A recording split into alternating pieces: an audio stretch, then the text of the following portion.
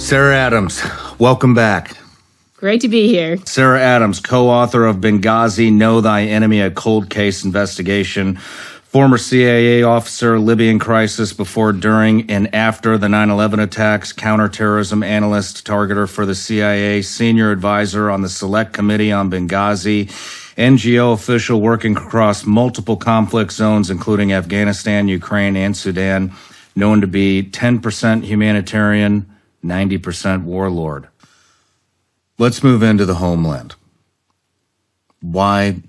We'll move into the homeland, then I was going to save that to the end, but it's getting hard to concentrate because that's all I could think about. I think about this stuff all the time. What's coming? I mean, when I talk to Scott, and I can't remember, sometimes I get my conversations blurred because is it on camera or off camera? I can't fucking remember, but Scott, if I remember correctly, Scott told me that Al-Qaeda is basically predicting that the casualty count will be between 50 and 60,000 Americans dead.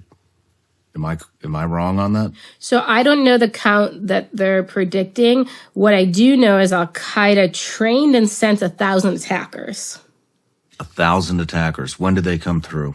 So they finished training and they deployed them. Now, depending on how they come through, it could take different times, right? So the fastest I've seen an Afghan leave Afghanistan and get over the border illegally is about 3 weeks.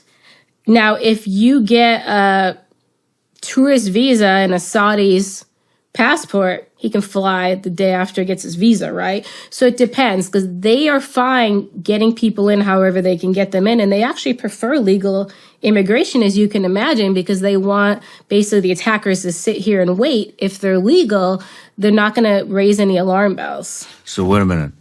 I just want to clarify. You are 100% certain that there are 1,000 plus Al-Qaeda-trained fighters within the United States borders? Well, Al-Qaeda says they trained and deployed 1,000 for this attack. First off, I think there's more than 1,000 Al-Qaeda members in the United States. But for the homeland attack, that number is based on what Al-Qaeda is saying, so they could exaggerate it. However, they did have about 1,400 in the Hamas attack, so the number is not off from what they did in the first round of attacks.